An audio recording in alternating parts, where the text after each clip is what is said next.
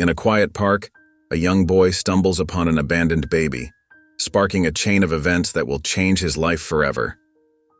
What he does next will not only warm your heart, but bring tears to your eyes. How did this baby end up alone in the cold? And who would leave such a tiny, helpless creature behind? Join us for a story of compassion, unexpected challenges, and the incredible journey of a boy who turns a moment of discovery into a lifetime of change. Before we get into the story, comment below where in the world you are watching from today. The early morning mist clung to the grass like a soft blanket as Michael jogged along the winding path of Roosevelt Park. His steady footfalls echoed through the quiet morning, matching the rhythm of his breathing. At 18, he had already mapped out his favorite running route through the park, appreciating how peaceful it felt before the town fully woke up. The crisp autumn air nipped at his face as he ran, his volunteer firefighter's training making the morning exercise feel almost effortless. Few others were out this early, just a couple of regular faces he recognized from his daily runs, nodding hello as they passed each other.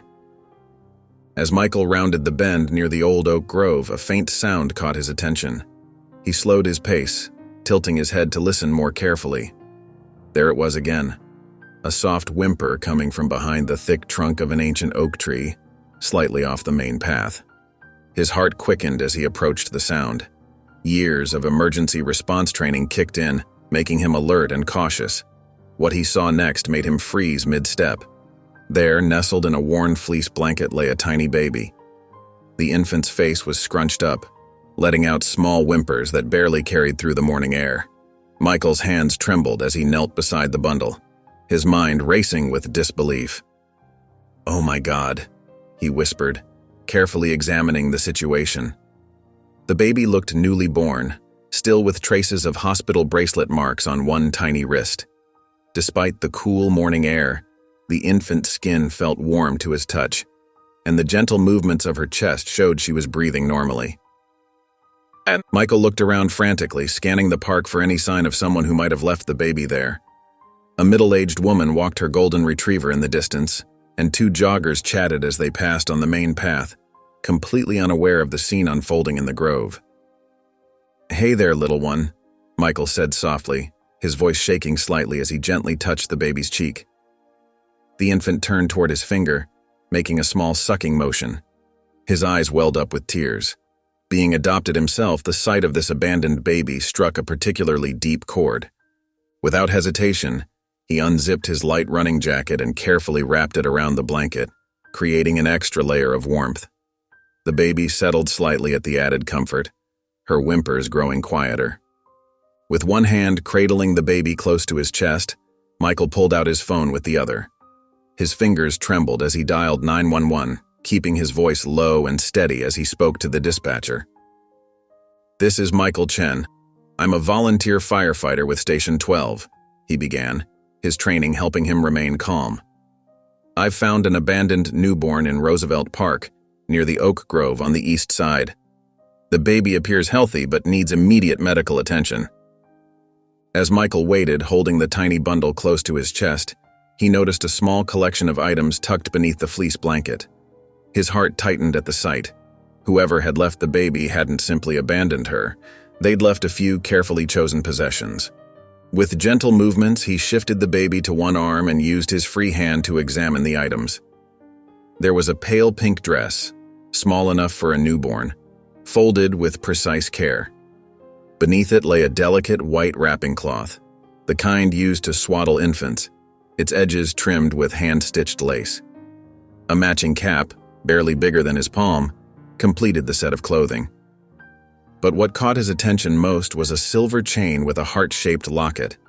The metal felt cool against his fingers as he lifted it carefully. In the growing morning light, he could make out two letters engraved on its surface. "Mess. Mess," he whispered to himself, turning the locket over in his hands. His fingers found the tiny clasp, and with careful pressure he managed to open it.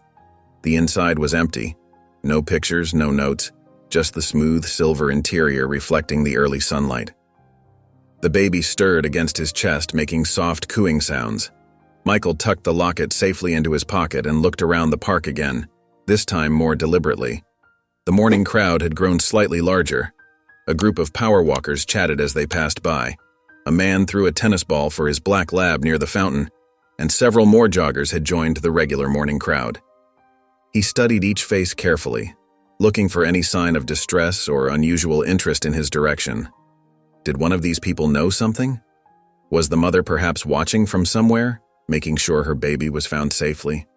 But everyone seemed absorbed in their own activities, their expressions casual and unconcerned. Michael found a dry patch of grass near the oak tree and sat down carefully, keeping the baby secure in his arms. She had settled into a peaceful sleep, one tiny hand curled around the edge of his jacket.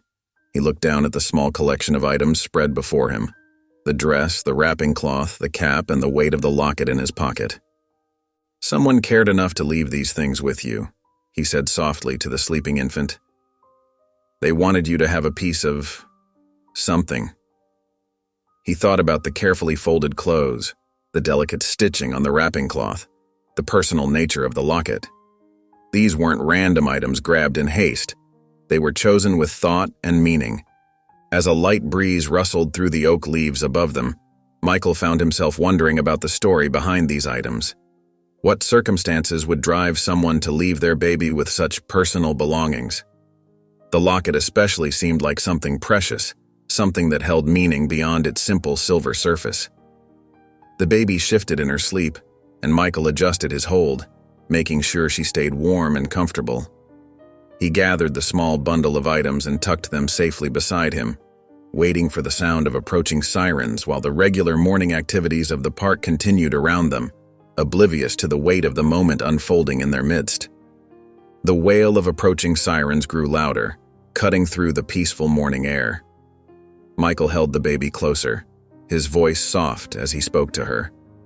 "Everything's going to be okay, little one. We'll figure this out together." He gently rocked her, his mind wandering to what lay ahead for this tiny, vulnerable life in his arms. 2 police cruisers pulled up to the park entrance, their lights flashing against the morning mist. Officers Thompson and Rivera, whom Michael recognized from his volunteer firefighter training, approached quickly but carefully. "Michael, dispatch said you found a baby?" Officer Thompson asked, her experienced eyes already assessing the situation. "Yes, ma'am," Michael replied, carefully explaining how he'd discovered the infant and showing them the items he'd found. "The only identifying mark is this locket with the initials MS on it." Officer Rivera radioed for medical services while Officer Thompson examined the baby and the personal items. "She seems healthy," Thompson noted, "but we'll need to get her checked out at the hospital."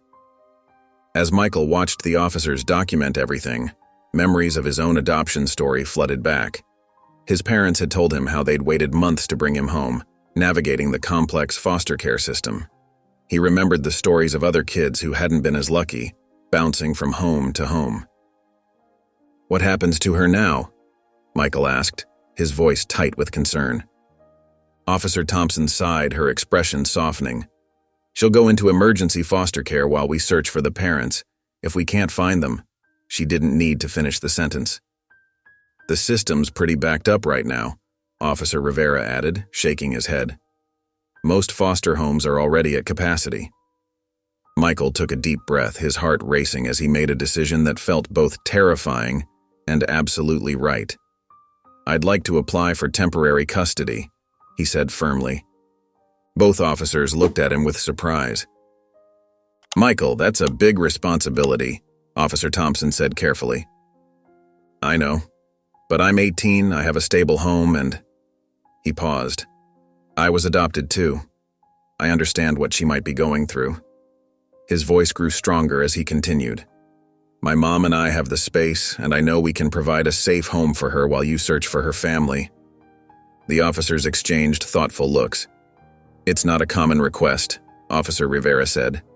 "But given the current situation with the foster system and your background with community service—" "Let me call my mom," Michael said, already pulling out his phone.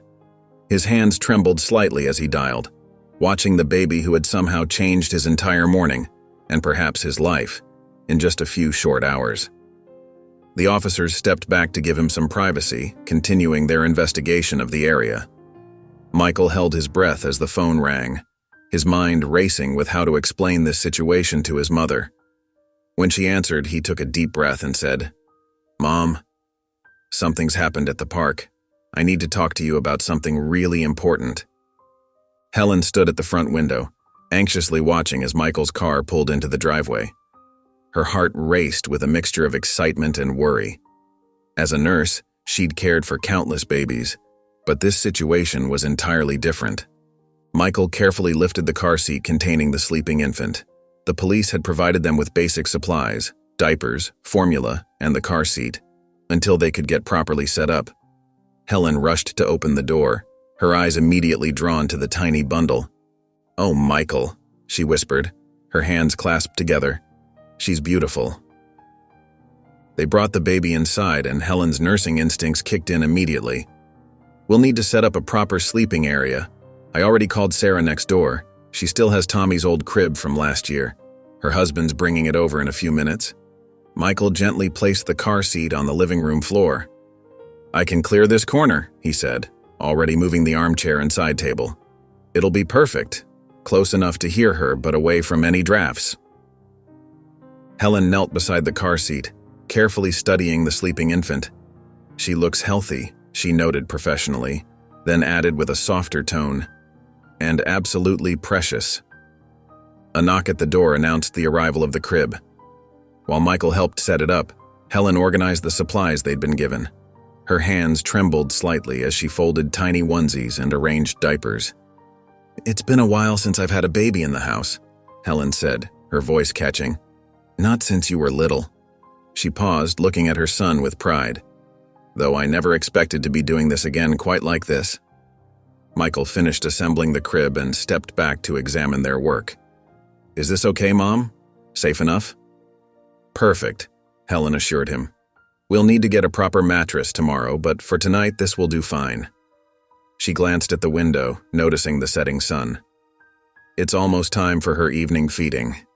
As darkness fell outside, Helen showed Michael how to prepare the formula, testing the temperature on her wrist just as she'd done countless times in the hospital nursery.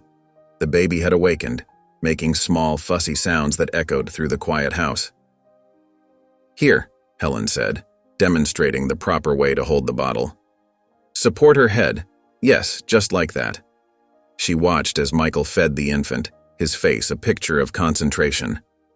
After the feeding, Helen gathered a soft blanket. "Now let me show you how to swaddle her properly. It helps them feel secure, like they're still in the womb." Her experienced hands moved swiftly, wrapping the baby snugly. "Like this?" Michael attempted to copy her technique on one side. "Perfect," Helen smiled. "You're a natural." Together, they laid the now sleeping baby in her crib. The infant's peaceful expression brought tears to Helen's eyes. She wrapped an arm around Michael's waist as they stood watching the gentle rise and fall of the baby's chest. "We're doing the right thing, aren't we?" Michael whispered. Helen squeezed his shoulder. "Yes, sweetheart, we absolutely are." The house settled into nighttime quietness, broken only by the soft sounds coming from the baby's makeshift nursery corner. Helen and Michael stood watch over the crib, their shadows cast long by the dim table lamp. "Listen to those sweet little noises she makes," Helen whispered, her nurse's eyes constantly checking the baby's position and breathing. The infant stirred, making small whimpering sounds that quickly turned into hungry cries. Helen guided Michael to the kitchen, where she demonstrated how to prepare another bottle. "Always test it on your wrist," she reminded him, showing the motion. "You want it warm, but not hot." She handed the bottle to Michael, who held it uncertainly. Back in the living room, Helen showed him how to cradle the baby. "Support her head like this," she demonstrated, adjusting his arms, "and tilt the bottle so she doesn't get too much air." Michael concentrated on the task, amazed at how such a tiny being required such precise care. The baby's eyes locked onto his face as she drank, her tiny hands occasionally reaching up toward the bottle. "She's got quite a grip," he said softly as tiny fingers wrapped around his pinky. Throughout the night, they took turns attending to the baby's needs. Helen showed Michael the signs of sleepiness, the heavy eyelids, the slight turning of the head. When the baby fussed, Helen taught him the gentle swaying motion that often calmed infants, During one of the quiet moments, Michael watched his mother expertly change a diaper, her movements efficient and gentle. It struck him how naturally she fell back into caring for a baby, despite the years since he'd been small. The sight made him think of his own adoption, wondering if someone had cared for him with such tenderness before his mother came into his life. "What are you thinking about?" Helen asked, noticing his thoughtful expression. "Just how different everything is from yesterday," Michael replied, helping to dispose of the used diaper. "Yesterday it was just us.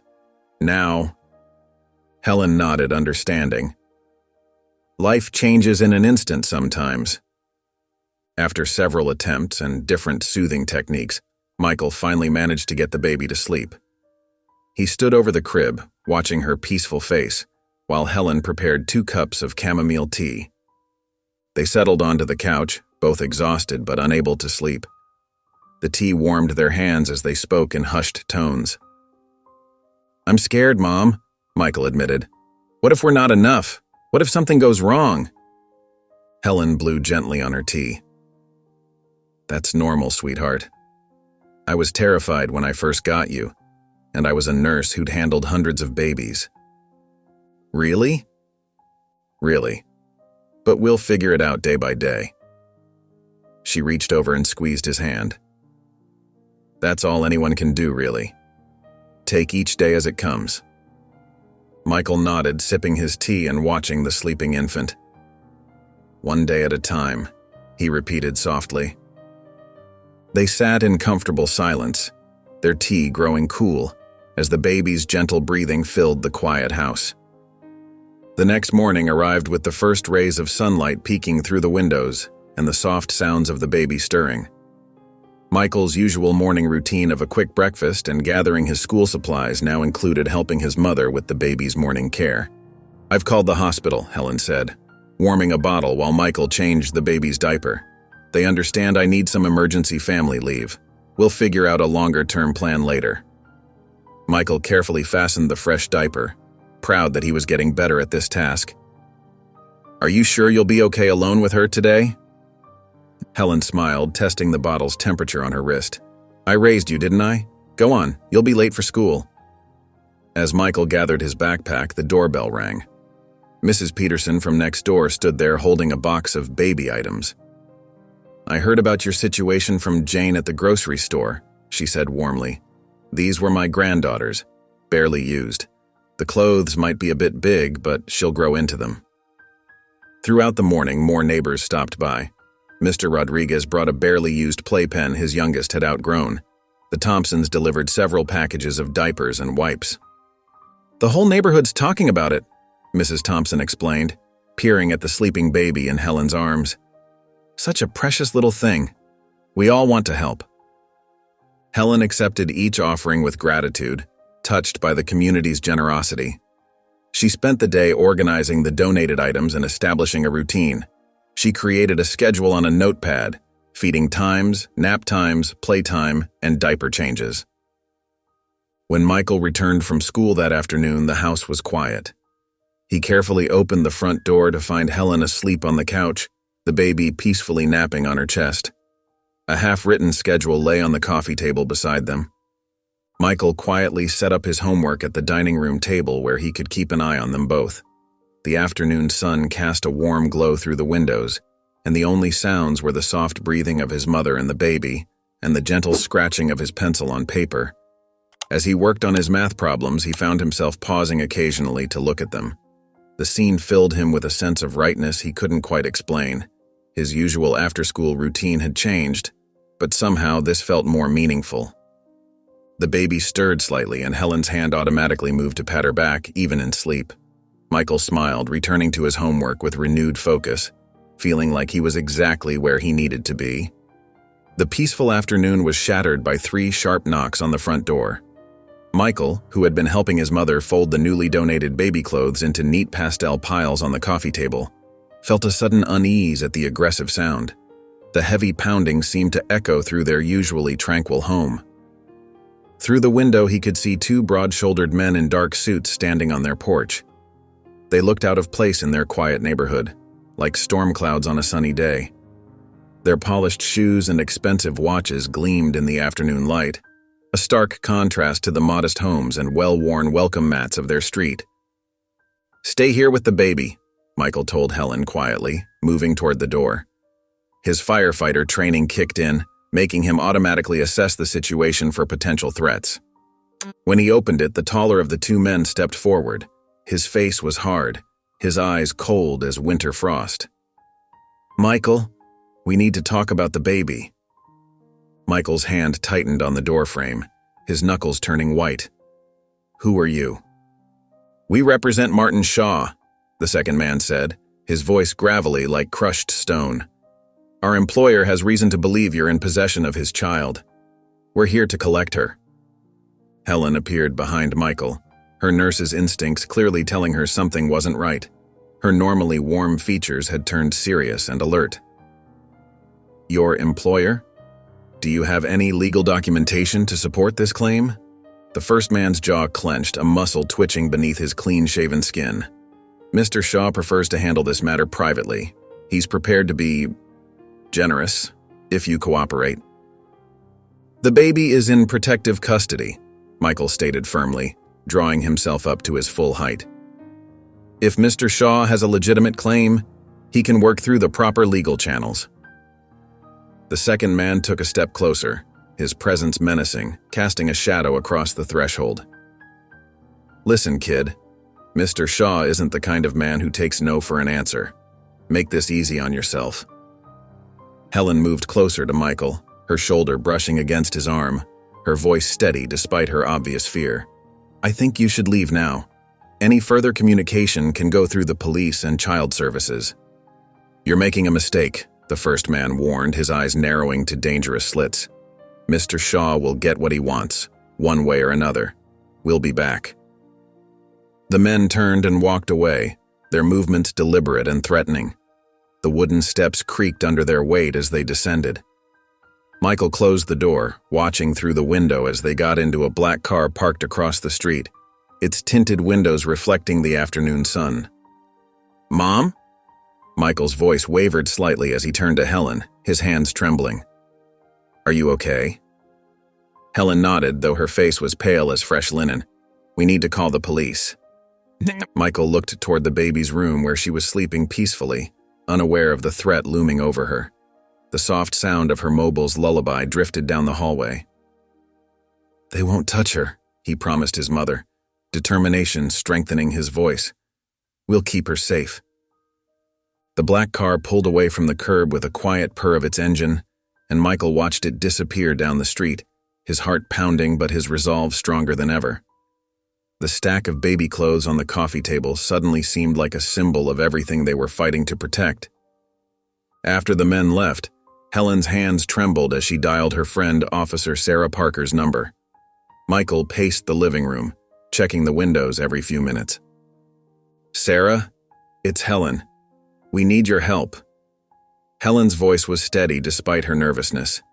She explained the situation while Michael double-checked all the door locks. "Yes, 2 men. They said they represented someone named Martin Shaw." Helen listened intently, nodding. "I understand. Yes, we'll document everything." Michael returned to the living room, his face set with determination. "What did Officer Parker say?" "She's sending a patrol car to drive by regularly," Helen explained, setting down her phone.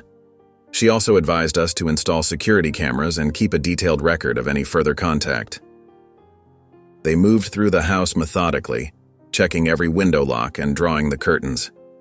Michael tested the back door's deadbolt while Helen gathered supplies to keep in her bedroom with the baby.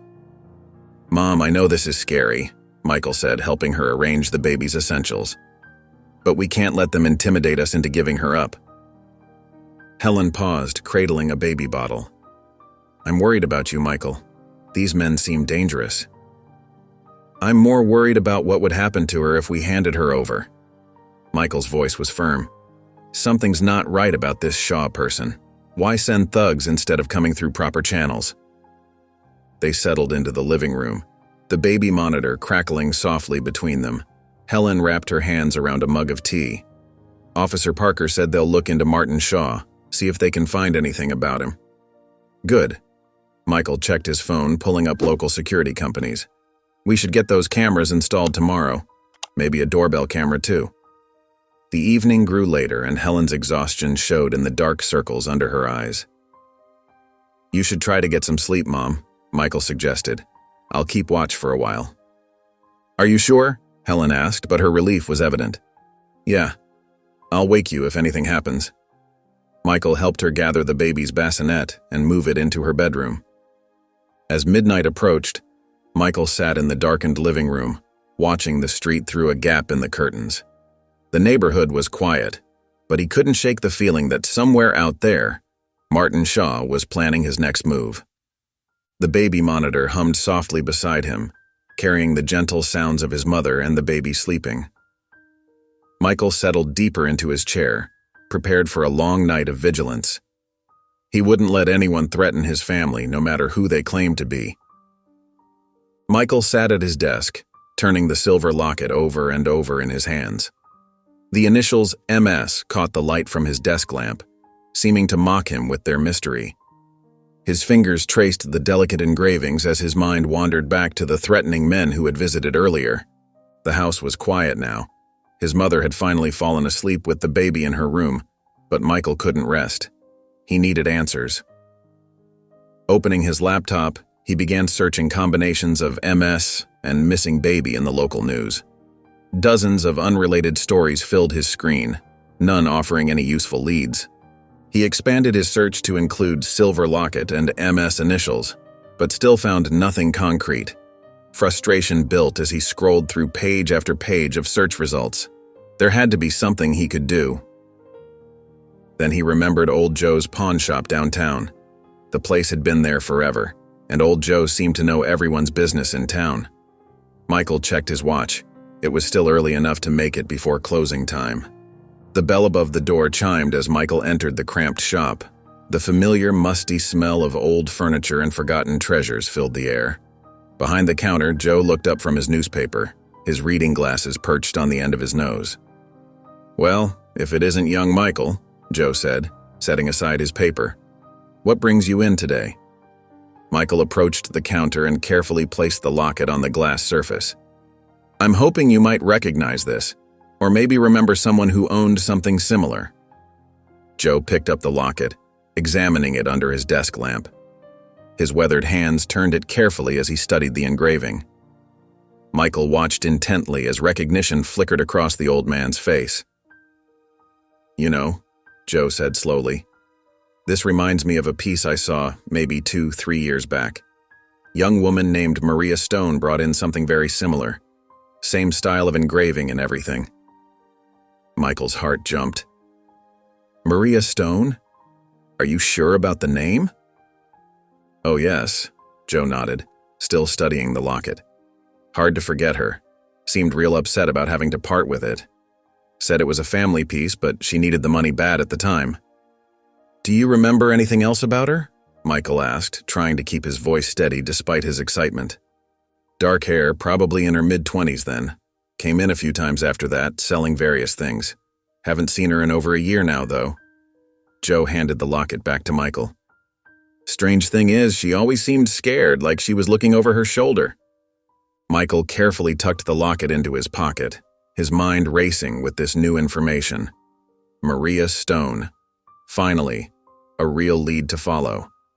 He thanked Joe and headed for the door, his thoughts already organizing how he would pursue this new information. Back in his room, Michael pulled out his laptop again, this time with renewed purpose.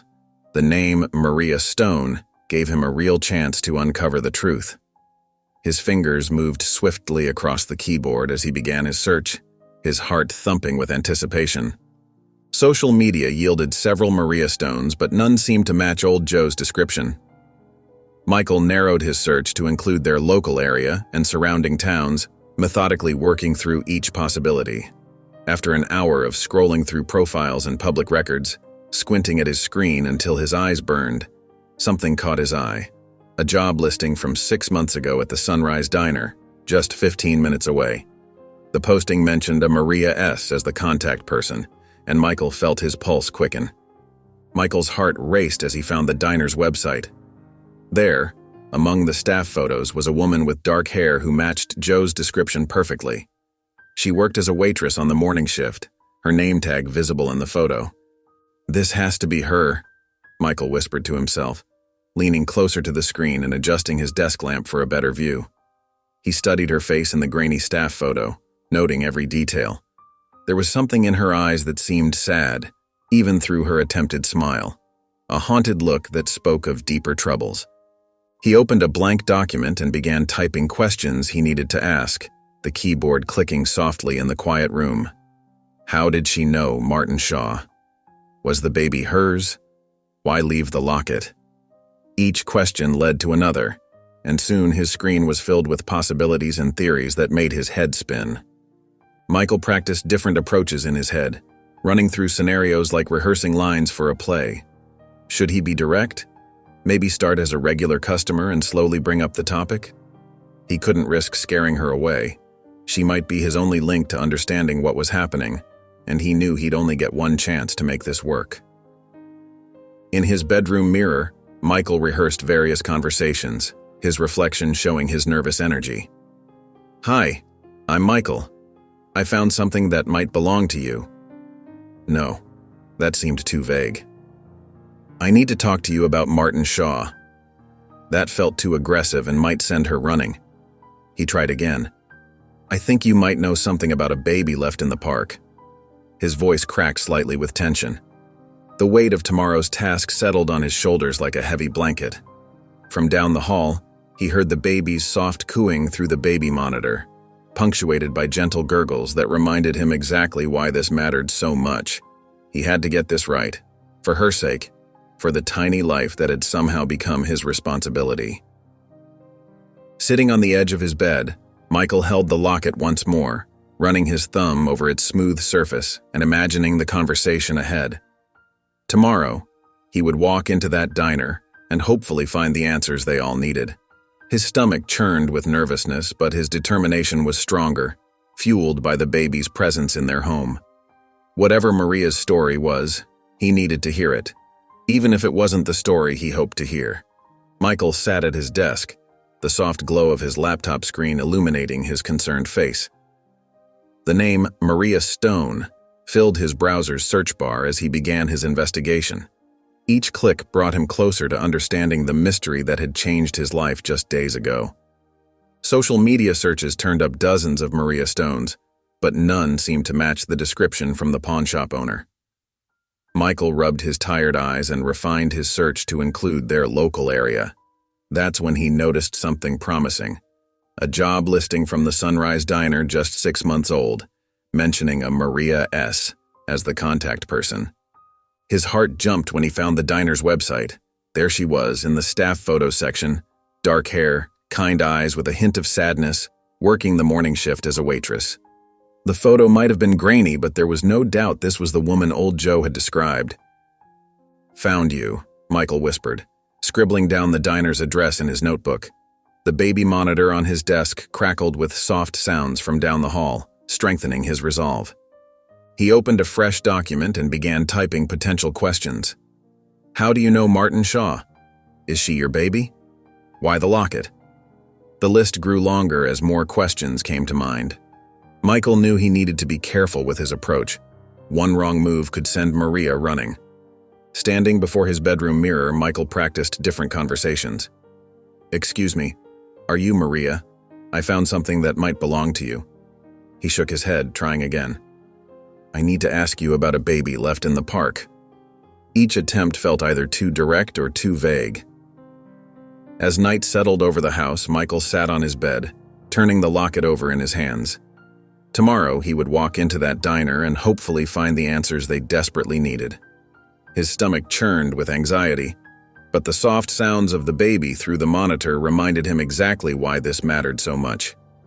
He practiced one final time, whispering to himself in the darkness of his room. The words needed to be just right, gentle enough not to frighten Maria, but clear enough to get answers. Michael knew the baby's safety might depend on how well he handled this conversation. In the corner booth of the Sunrise Diner, Maria's hands trembled around her coffee cup. The afternoon lunch rush had died down, leaving the restaurant quiet except for the distant clatter of dishes and the hum of ceiling fans. Michael sat across from her, patient and attentive. "I met Martin at another diner where I used to work," Maria began, her voice barely above a whisper. "He would come in every morning, always sitting in my section. He was different back then. Charming. The kind of man who remembered how you liked your coffee and asked about your day." She paused, taking a shaky breath. "We started dating and everything moved so fast. He bought me nice things, took me to fancy restaurants. I thought I'd found someone special." Her fingers unconsciously touched the empty spot on her neck where the locket used to hang. "But then I started noticing things," Maria continued, her expression darkening. "The way he'd get angry if I talked to other men, even customers. How he needed to know where I was every minute of the day. I learned he wasn't just a businessman. There were illegal things happening, dangerous people coming and going." Michael leaned forward slightly, his presence offering silent support as Maria wiped away a tear. "When I found out I was pregnant, I was terrified. Martin, he doesn't believe in family. He sees children as weaknesses that can be used against him. I'd seen what he did to people who crossed him." Her voice cracked. "I knew I had to protect my baby." The afternoon sun cast long shadows across their booth as Maria described her escape plan. "I left in the middle of the night, stayed with different friends, kept moving. But his men, they always seemed to find me. The park." She stopped, choking back a sob. "The park was my last resort. I thought if I left her somewhere safe, with something to identify her later." Her fingers traced patterns on the table's surface. "That locket was the only thing I had that wasn't from him." "I watched from a distance," she admitted, tears now flowing freely. "When I saw you find her, how gentle you were, I knew she'd be okay. But it broke my heart to walk away. It still does. Every single day." Michael reached across the table, placing his hand near hers in a gesture of support. "You were protecting her," he said softly. "You did what you had to do." Maria looked up at him, her eyes filled with a mixture of gratitude and determination. "Martin can never know where she is. He'd either take her to control me or—" She couldn't finish the sentence. "We won't let that happen," Michael assured her. "We can work together, keep her safe." Maria nodded, wiping her eyes with a napkin. "I want to help. I want to make things right. Whatever it takes to protect her from him." Michael sat in his parked car outside the Sunrise Diner, his knuckles white as he gripped the steering wheel. Maria's words echoed in his mind. The threats, the danger, the desperate measures she'd taken to protect her baby.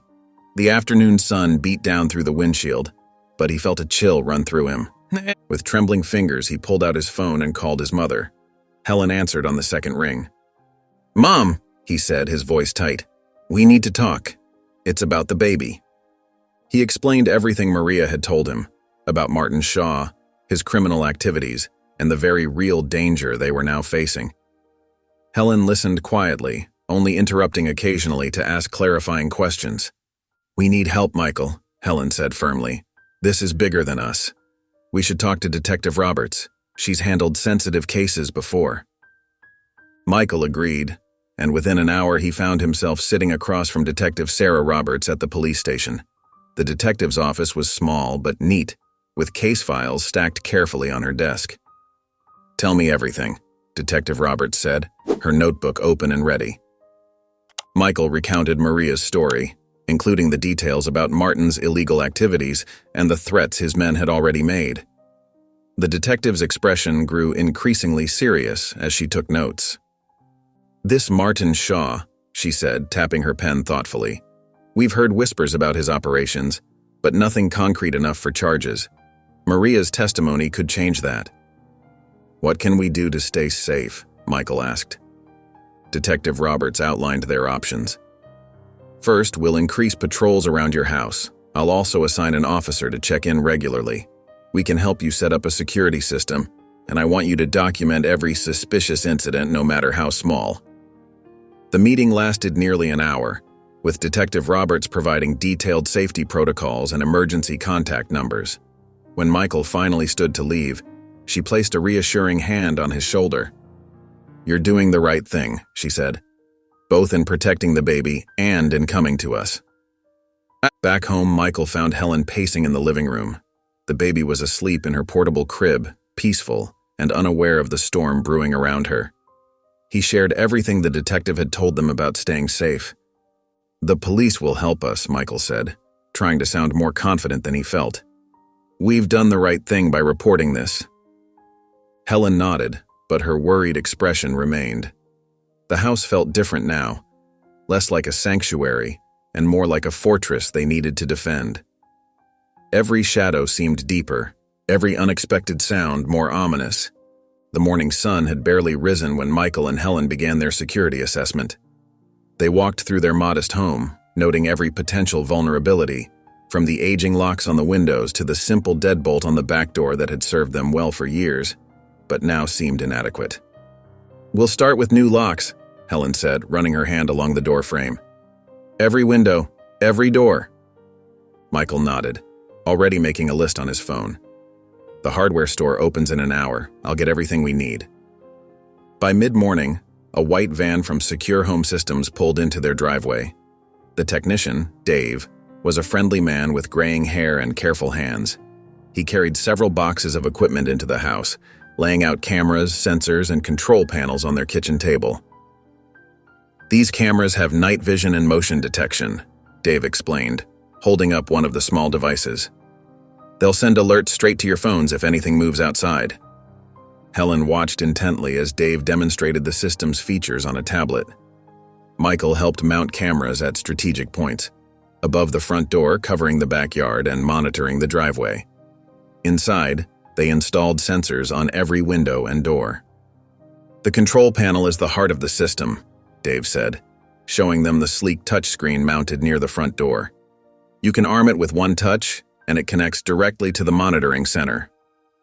While Dave worked on the final connections, Michael and Helen sat at the kitchen table with a yellow legal pad. The baby slept peacefully in her portable crib nearby as they sketched out their emergency plan. "If anything happens, we go to my room first," Helen said, drawing a rough floor plan. "It's the furthest from both entrances and has the strongest door." Michael added to the list, "Emergency contacts, Detective Roberts first, then Uncle Jim next door. We should have a code word, something casual we can say on the phone if we're in trouble." They decided on chocolate cake, something they could naturally slip into conversation without raising suspicion.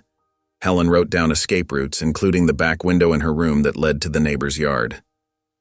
"Done and done," Dave announced, closing his toolbox. "Want to see how it all works?" Michael opened his laptop as Dave pulled up the security interface. Multiple camera feeds appeared on the screen, showing clear views of their property from every angle. Helen stood behind Michael's chair, her hands resting on his shoulders as they watched the real-time footage. "Look," Michael said, pointing to one feed. "You can even see Mrs. Peterson walking her dog across the street." The system felt both reassuring and sobering, a reminder of why they needed such protection in the first place. Helen squeezed Michael's shoulders gently as they watched the various camera angles, their home now wrapped in an invisible blanket of electronic security. Michael's phone buzzed on the kitchen counter. When he saw Maria's name on the screen, his heart skipped a beat. His hands trembled slightly as he answered quickly, hearing her shaky breath before she even spoke. Could I see her?" Maria's voice trembled. "My daughter. Please." The words caught in her throat, heavy with emotion. Michael heard the mix of longing and fear in her voice, recognizing the deep ache of a mother separated from her child. He glanced at the baby, who was contentedly playing with a soft toy in her bouncer, her tiny fingers grasping at the colorful rings. "Of course you can," he said gently. "But we need to be careful about how we do this." "I understand," Maria replied, her voice barely above a whisper. "I'm so scared, Michael. What if Martin's men are watching me?" The fear in her words was palpable. "Let's meet somewhere public," Michael suggested, his mind already forming a safety plan. "The park on Oak Street? There's always people around, but plenty of quiet spots too. We can blend in with the other families there." They settled on meeting the next afternoon, After hanging up, Michael immediately called his two closest friends from the fire department, Jake and Tommy. They readily agreed to help, understanding the seriousness of the situation and offering to keep watch without drawing attention. The next morning, Michael packed carefully for the meeting, trying to make it look like any ordinary day at the park. He filled a wicker basket with small sandwiches, fruit, and bottles of water, adding extra napkins and paper plates. In a separate bag, he packed the baby's favorite rattle, a soft bunny, and a few other toys that might keep her content during the meeting. He chose a thick, checkered blanket for them to sit on, remembering how his mother always said comfortable seating made any situation better. The baby watched him from her carrier, dressed in a pretty yellow sundress Helen had bought her, complete with tiny white socks and a matching hair bow. Michael talked to her as he packed, his voice steady despite his nerves. "You're going to meet someone very special today, little one." He tickled her chin, earning a happy gurgle in response. He arrived at the park 30 minutes early, pushing the stroller along the winding paths while keeping a watchful eye on his surroundings. Jake and Tommy were already there, positioned casually on opposite sides of the meeting spot, Jake reading a newspaper on a bench, occasionally turning pages while scanning the area, Tommy throwing a frisbee with his dog nearby, his movements calculated to keep him within sight of Michael's location. Michael found a quiet spot under a maple tree, spread out the blanket, and arranged the picnic items to look natural and inviting. The baby cooed happily as he lifted her from the stroller, holding her close as he scanned the park entrance.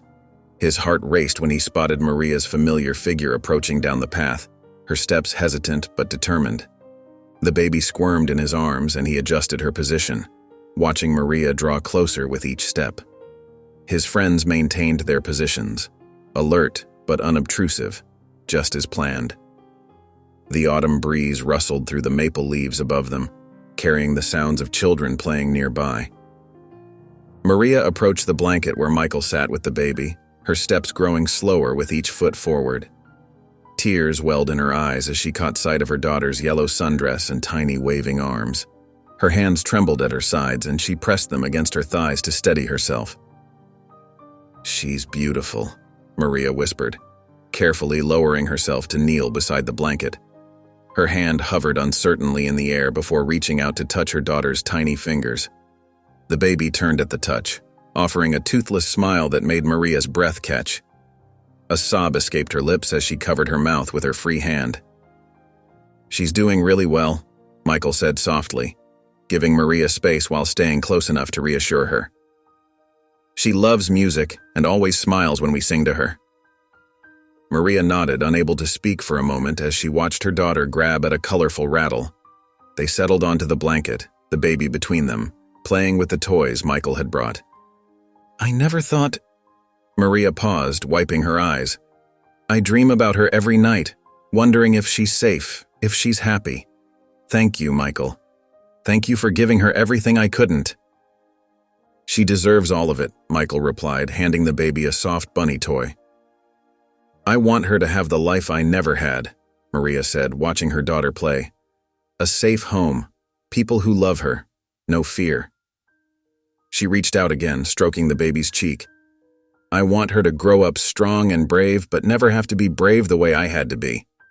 The baby babbled happily, reaching for her mother's hand. Maria let her daughter grip her finger, fresh tears falling. "I know I can't be with her right now, but knowing she has you and your mom, it helps. It helps so much." As their time together drew to a close, Maria leaned down and placed a gentle kiss on her daughter's forehead. "Mama loves you so much," she whispered. "I'll see you again soon, my sweet girl."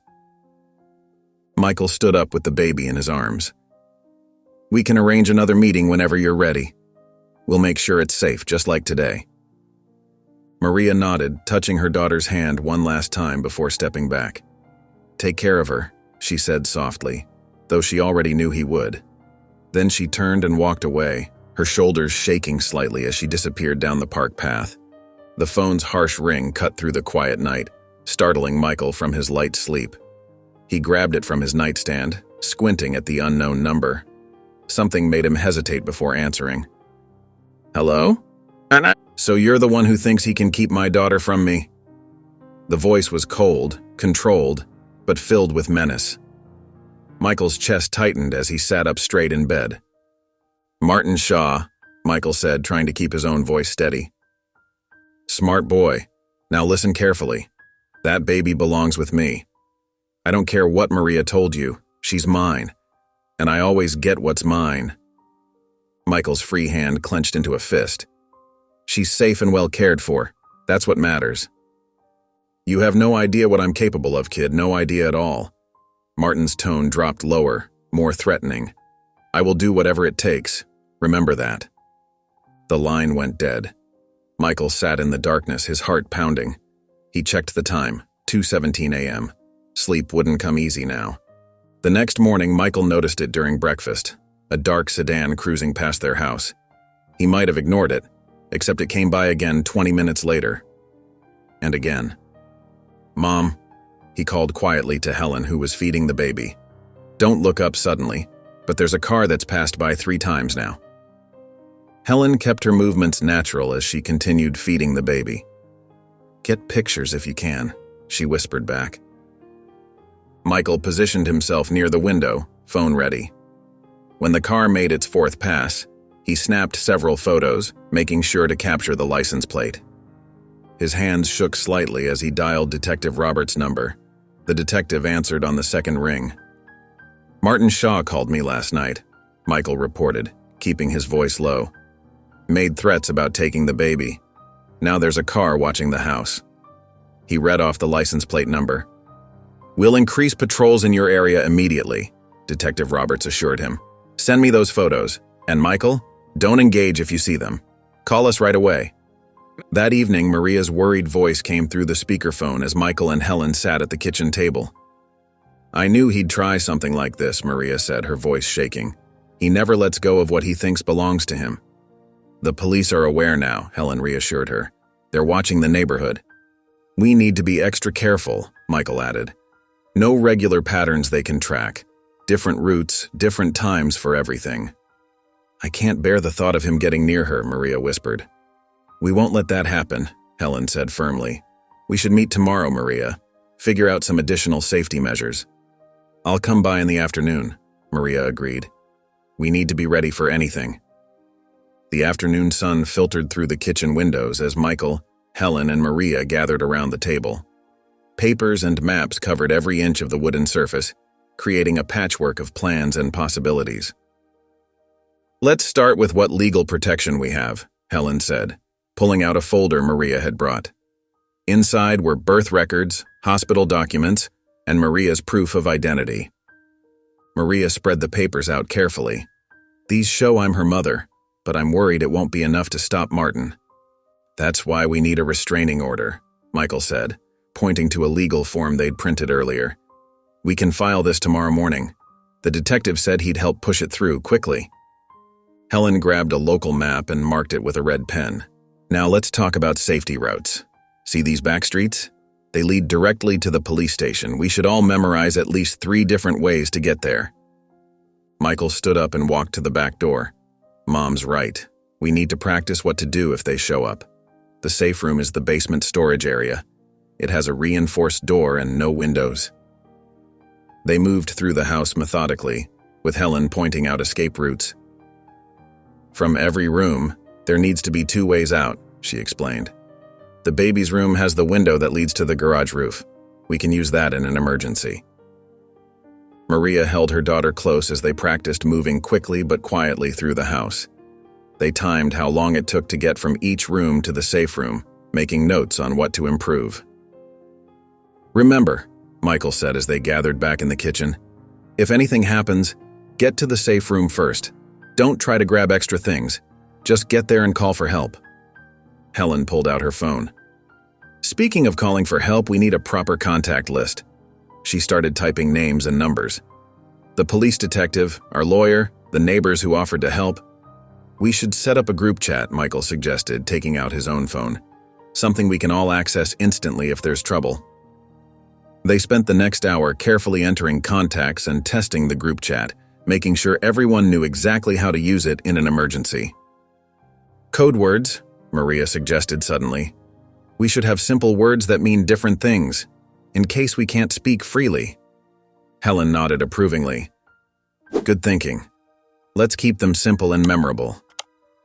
They chose everyday words that wouldn't attract attention, but would convey urgent messages to each other. Michael wrote them down and made copies for everyone. The final step was checking the new security cameras Michael had installed. They gathered around his laptop, making sure everyone knew how to access the feeds and what angles they covered. It's a lot to remember, Maria said softly, looking at all their preparations spread across the table. But necessary, Helen replied, squeezing her hand. We'll practice until it becomes second nature. Michael started organizing the papers into clear, labeled folders.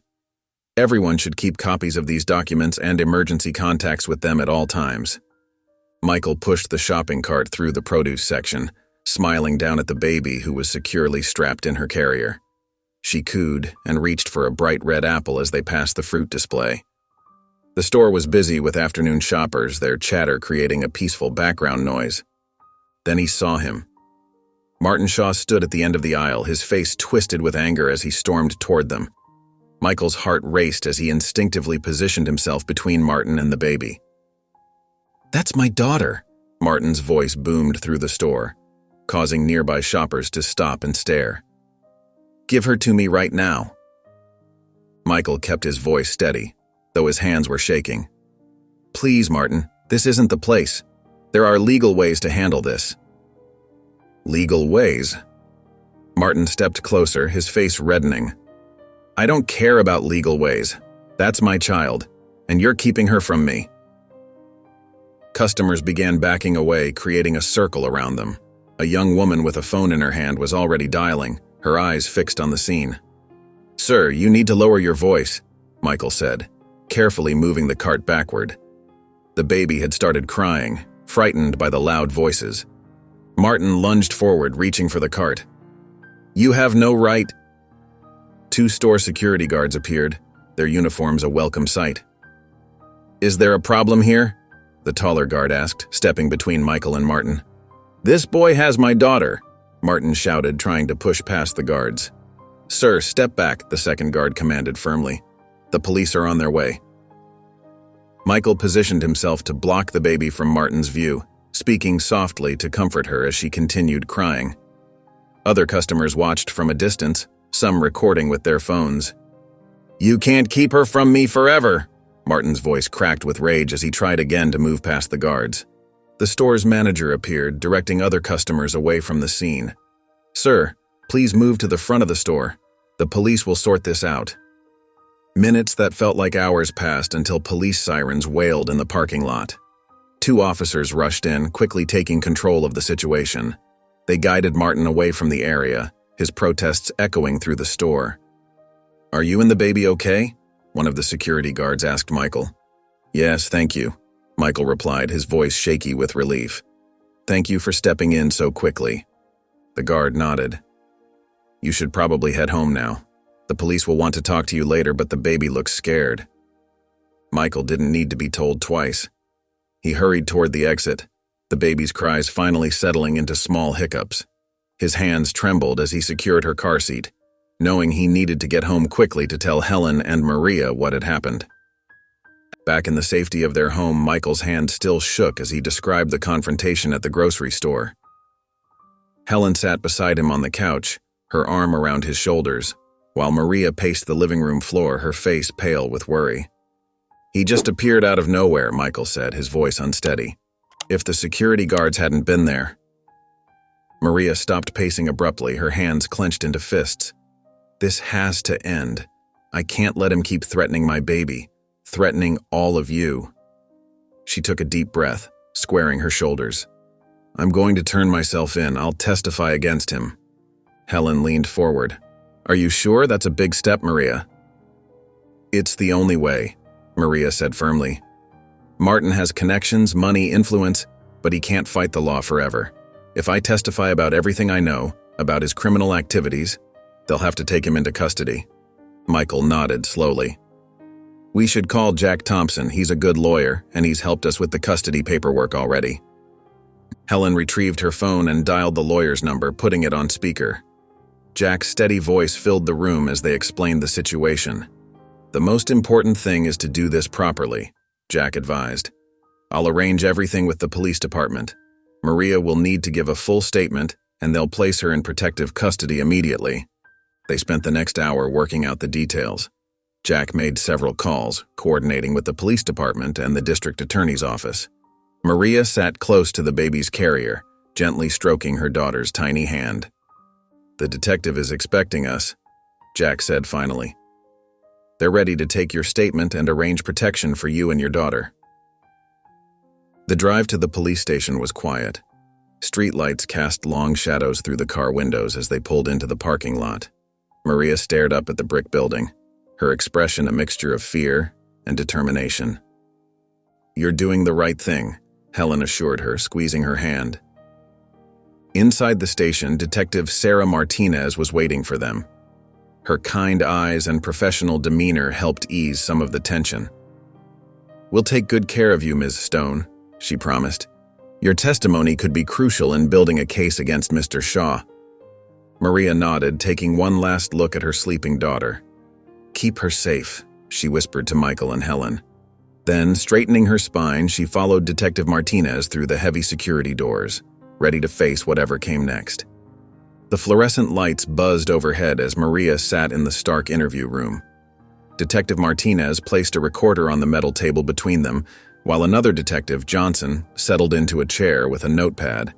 Their legal advisor, Ms. Chen, sat beside Maria, offering a reassuring nod. "Take your time, Ms. Stone," Detective Martinez said, pressing the record button. "Start from the beginning." Maria's hands trembled slightly as she clasped them together. "I met Martin 3 years ago at one of his restaurants. He was charming, successful." She paused, collecting herself. "At first, everything seemed perfect. He would bring me flowers, take me to fancy dinners. But then things changed." The detectives listened intently as Maria described how Martin's behavior shifted. His charm gave way to controlling demands.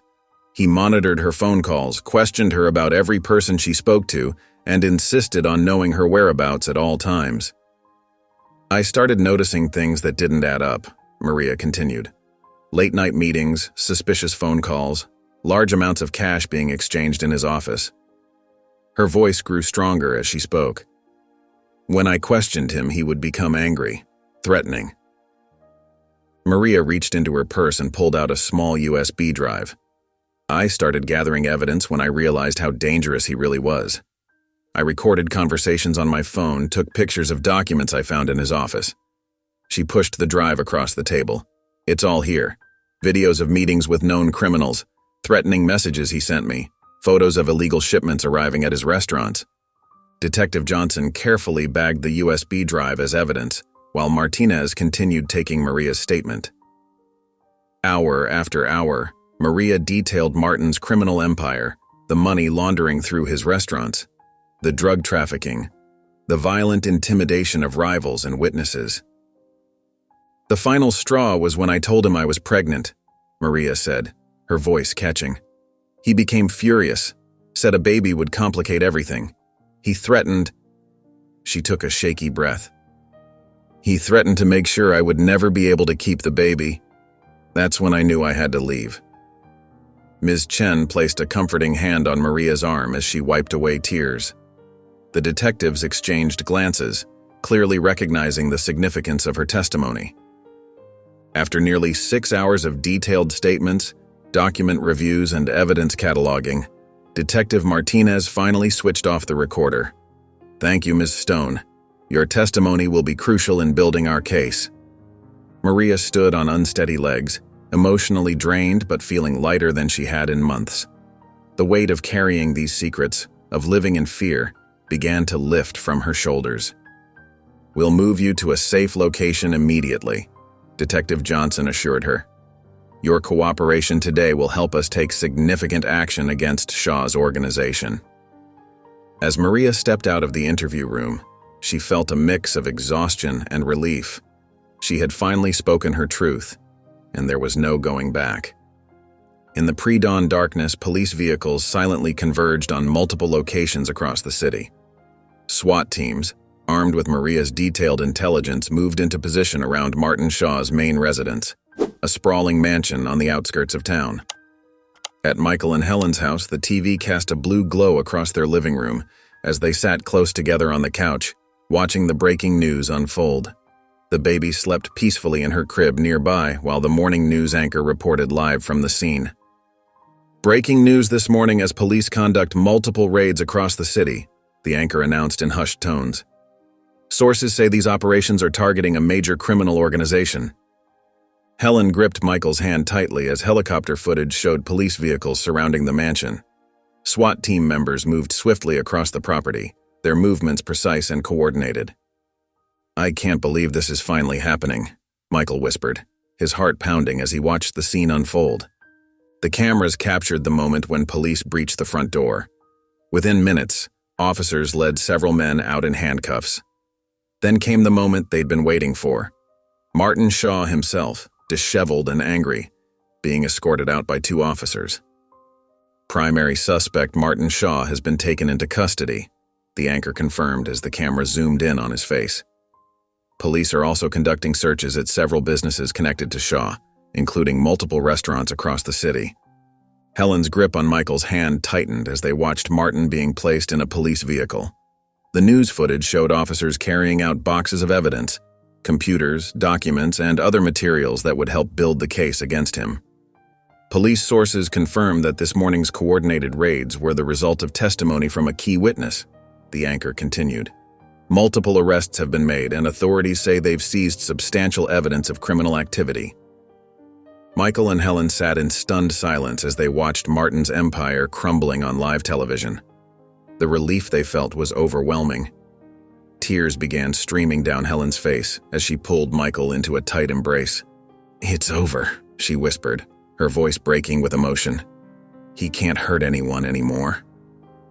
Michael hugged his mother back, his own tears falling freely as the weight of the past weeks lifted from their shoulders. On the TV screen, police continued their work. But for Michael and Helen, the most important image had already been shown: Martin Shaw in handcuffs being driven away to face justice. They held each other tightly, crying tears of relief and joy as the morning sun began to peek through their windows, marking the end of their long nightmare.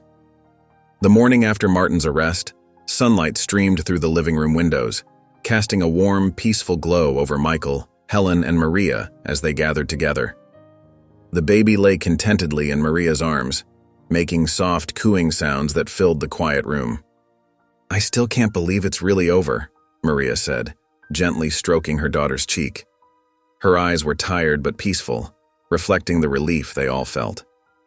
Helen reached over and squeezed Maria's shoulder. "You were so brave to come forward. That took incredible strength." Michael nodded in agreement. "We all found strength we didn't know we had," he said, thinking back to those tense days of protecting the baby and supporting each other. The doorbell rang and Helen answered it to find Mrs. Peterson from next door, holding a large casserole dish. "I thought you all might need a good meal," she said warmly. "The whole neighborhood's been talking about what happened on the news. We want you to know we're here for you."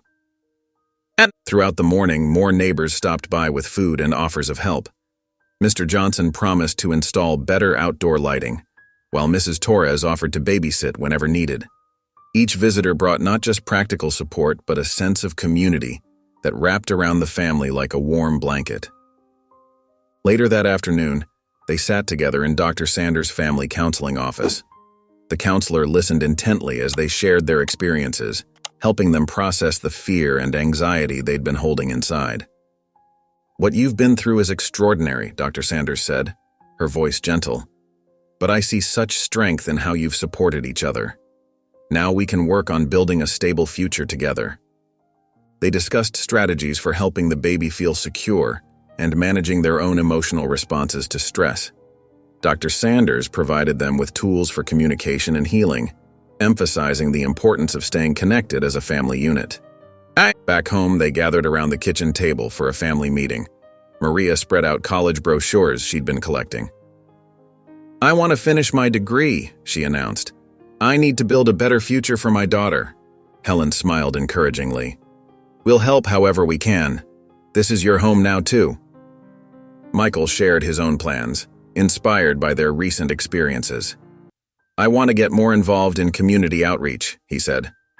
"Maybe start a support group for families going through tough times." They continued discussing their hopes and plans, the baby watching them with bright eyes from her bouncer seat, as if she too was part of this new beginning. The law office's waiting room was quiet except for the gentle ticking of a wall clock. Maria sat between Michael and Helen, her hands clasped tightly in her lap. When their lawyer, Mr. Peterson, called them in, they filed into his office where sunlight streamed through tall windows. "Let's discuss the steps for securing custody," Mr. Peterson said, spreading documents across his polished desk. "Given the circumstances with Martin Shaw's arrest and your cooperation with authorities, we have a strong case." Maria leaned forward, her voice steady but nervous. "What exactly do we need?" Mr. Peterson pulled out a checklist. "First, we'll need your testimony from the criminal case. Then birth records, proof of residence, and character references." He glanced at Helen. "Having established community members vouch for your character will help tremendously." Helen nodded firmly. "I'd be happy to write a reference. I've seen firsthand what a loving mother Maria is." They spent the next hour reviewing paperwork. Mr. Peterson explained each document's importance, from Maria's work history to her plans for continuing education. Michael contributed by sharing his observations of Maria's interactions with the baby. "The court will want to see stability," Mr. Peterson explained. "Your living arrangement with Helen and Michael shows you have a strong support system." When the day of the court hearing arrived, Maria wore her best dress, a simple navy blue outfit Helen had helped her choose. The courthouse's marble halls echoed with their footsteps as they made their way to the family court. Inside the courtroom, the judge, a woman with kind eyes and gray hair, reviewed their case. Maria stood tall as she presented her story, her voice growing stronger as she described her journey from fear to finding safety with Michael and Helen's help. "Your Honor," Maria said, "I know I made mistakes, but everything I did was to protect my daughter. Now, with Martin Shaw in custody and this amazing support system, I can be the mother she deserves." Helen and Michael both testified about Maria's dedication to her daughter and her determination to build a better life. The judge listened attentively, taking notes and asking occasional questions about their living arrangements and future plans. After considering all the evidence, the judge straightened her papers and looked directly at Maria. "Given the extraordinary circumstances and the clear evidence of both reform and support, I'm granting temporary custody pending final review. Miss Stone, continue demonstrating the same commitment to your daughter's well-being." Relief washed over Maria's face as she thanked the judge. Outside the courthouse, standing in the warm afternoon sun, the three of them hugged, their eyes bright with happy tears. They were no longer just three individuals thrown together by circumstance. They were a family, bound by love and determination to protect one another. The living room buzzed with activity as Maria, Michael, and Helen worked together to transform the space. Helen pushed the coffee table against the wall while Michael rolled up the old rug, revealing the hardwood floor beneath. Maria carefully arranged colorful foam playmats in a corner, creating a safe space for her daughter to explore. "I think we should move the bookshelf," Helen suggested, eyeing the tall piece of furniture. "Better safe than sorry once she starts crawling." Michael nodded, already positioning himself to help. "We can put it in the study. That'll give us more room for the play area, too." As they worked, they discussed their new daily schedule. Maria had secured a job at a local bakery with morning hours, while Helen's nursing shifts were mainly in the afternoon. Michael's school schedule fit perfectly between their working hours. "I can take her to the daycare near the bakery in the mornings," Maria said, arranging baby toys on a low shelf. "Then Helen can pick her up after my shift ends." Helen smiled warmly. "And I'll have her until Michael gets home from school. It's perfect timing, really." They sat together on the couch, taking a break from their work. The baby lay on her new playmat, cooing at a hanging mobile. "Sometimes I still can't believe how everything worked out," Maria admitted, her voice soft. "I was so scared for so long." Michael reached over and squeezed her hand. "You're not alone anymore. We're all here for each other now." "That's right," Helen added, her eyes tearing up slightly. We've all been through so much, but look at us now. We're stronger together. As evening approached, they ordered pizza and settled around the dining table. The baby played contentedly on her new rug nearby, attempting to roll over while clutching a soft toy. Maria laughed as her daughter made another determined attempt at rolling. She's getting so strong. Just like her mother, Helen said warmly, passing the paper plates around. Michael watched the baby with a proud smile. Remember when I first found her in the park? It feels like a lifetime ago. They shared knowing looks, each remembering the journey that had brought them to this moment. The sound of the baby's happy gurgling filled the room, mixing with their quiet conversation and occasional laughter. In this simple moment, their unusual family felt more real and right than ever before.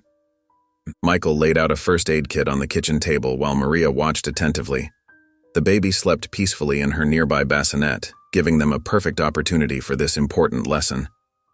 First, you'll want to check the airway if she's choking, Michael demonstrated with a baby-sized mannequin he'd borrowed from the fire station. Support her head like this and give gentle back pats.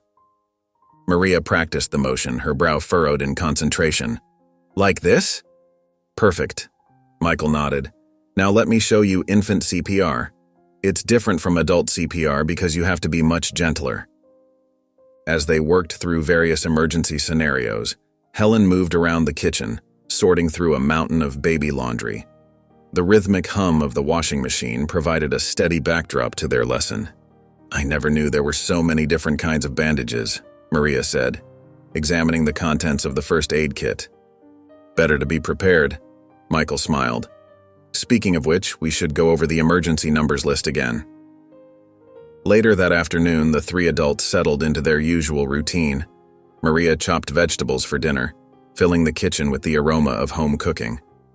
Helen folded the fresh laundry, carefully organizing the tiny onesies and blankets. Michael returned from the grocery store, arms laden with bags. Got everything on the list, he announced, setting the bags on the counter. Including those special baby wipes you wanted, Maria. That evening, they attended their first parenting class at the local community center. The instructor, a kind-faced woman named Susan, led them through basic baby care techniques. Now, who wants to demonstrate the proper swaddling technique? Susan asked the class. Helen nudged Maria forward encouragingly. Maria stepped up, wrapping the practice doll with growing confidence as Michael and Helen watched proudly. Excellent work, Susan praised. You've clearly been practicing at home. The class covered feeding schedules, sleep training, and developmental milestones. All three took notes, occasionally sharing knowing looks when the instructor mentioned challenges they'd already faced together. As the sun began to set, they gathered in the backyard. The evening air was mild, and string lights twinkled overhead. The baby lay contentedly in Maria's arms, watching the shadows of leaves dance on the fence. I remember when I was little, Helen began, settling into a lawn chair. My mother used to sing this old lullaby. I can still hear her voice sometimes. What was it like for you growing up? Maria asked Michael softly. Michael leaned back, thinking. Well, being adopted, I always wondered about my birth parents. But Mom, he smiled at Helen. She made sure I never felt anything but loved. Maria shared her own memories of childhood summers spent at her grandmother's farm. She taught me everything I know about cooking. I hope I can pass those recipes down someday. They continued sharing stories as twilight deepened around them. Helen spoke about raising Michael alone, the challenges and joys. Michael remembered his first day as a volunteer firefighter. Maria described her favorite childhood books, ones she looked forward to reading to her daughter. The baby drifted off to sleep, her tiny hand curled around Maria's finger, as the adults' quiet conversation filled the peaceful evening air with warmth and understanding. Maria sat at the kitchen table, surrounded by colorful college brochures. Her fingers traced the course descriptions as Michael leaned over her shoulder, pointing at different options. Business administration looks perfect for you, Michael said, tapping a glossy page showing students in a modern classroom. You've always been good with numbers and planning. Maria nodded, her eyes bright with possibility. I want to learn how to run my own business someday. Maybe open a small cafe. She shuffled through the financial aid packets, carefully marking important deadlines with sticky notes. Later that week, Maria met with Mrs. Thompson, the college advisor at the local community college. The advisor's office was warm and welcoming, with potted plants on the windowsill and inspiring quotes on the walls. "Your situation is quite common," Mrs. Thompson assured her, reviewing Maria's application. "Many parents return to school while raising children. We have excellent support services, including on-campus childcare." They discussed class schedules that would work around Maria's parenting responsibilities, and Mrs. Thompson helped her complete the financial aid forms. "With your circumstances, you'll likely qualify for several grants," she explained, highlighting key sections of the paperwork. Meanwhile, Michael spent his evenings researching local organizations that helped families in crisis. His laptop screen glowed as he scrolled through various volunteer opportunities at children's advocacy centers and family support programs. "Look at this one," he called to Maria, who was preparing dinner nearby. "They help connect foster families with resources and support. They're looking for volunteers with first-hand experience." He bookmarked several programs, particularly drawn to those focusing on emergency care for children and support for young mothers. His own experience finding the baby in the park had opened his eyes to how many families needed help in their community. That Saturday, the local community center bustled with activity during their annual resource fair. Tables lined the gymnasium, representing various organizations and educational institutions. Maria, Michael, and Helen moved through the crowd together, stopping at different booths. At the community college table, Maria filled out her final registration forms, her hand steady as she selected her first semester classes. The registration coordinator helped her arrange a schedule that balanced her studies with family time. Just a few tables over, Michael spoke with representatives from a child advocacy group. He listened intently as they explained their volunteer training program, nodding as they described the ways he could help other families in crisis. "We'd love to have someone with your perspective," the volunteer coordinator told him, sliding the registration form across the table. Michael picked up the pen, ready to begin this new chapter of giving back to his community. Helen watched both of them with pride as they took these important steps forward, each in their own way, working to build a stronger future for themselves and others. The backyard bloomed with color as pink and purple balloons danced in the gentle breeze. A handmade banner stretched between two maple trees proclaimed, "Happy First Birthday," in bright letters. Michael finished setting up the last folding chair as neighbors and friends began arriving, bearing wrapped presents and covered dishes. Helen emerged from the kitchen carrying a homemade chocolate cake decorated with tiny butterflies and a single candle. She set it carefully on the picnic table, already laden with hot dogs, hamburgers, and colorful side dishes brought by guests. "I can't believe it's been a year," Maria said softly, bouncing her daughter on her hip. The baby wore a frilly pink dress and tiny white shoes, her dark curls adorned with matching ribbons. The afternoon air filled with laughter as guests mingled in the yard. Michael worked the grill, flipping burgers and chatting with neighbors who'd supported them through the past year. Helen moved among the guests, making sure everyone had drinks and felt welcome. During a quiet moment, Michael watched the scene from beside the grill.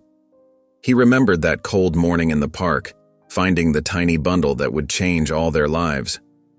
Now, watching Maria and his mother fuss over the baby, he felt overwhelming gratitude for how everything had worked out. Helen paused while refilling the lemonade pitcher, her eyes misting as she watched her granddaughter squeal with delight at the colorful presents. The past year had brought challenges, but seeing their little family flourish made every difficult moment worthwhile. Maria sat in the shade of an oak tree, cradling her daughter as she accepted congratulations from guests. Her heart swelled with pride and thankfulness for the support system she'd found in Michael and Helen.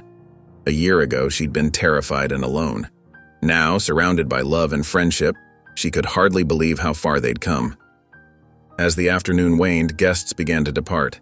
The setting sun painted the sky in soft oranges and pinks as Maria, Michael, and Helen stood together on the back porch. Maria held her sleeping daughter close, the baby's peaceful breathing a gentle reminder of all they had to be thankful for. If you enjoyed the story of Michael, I handpicked this next story that you will enjoy. Please don't miss this one. Click here to watch it.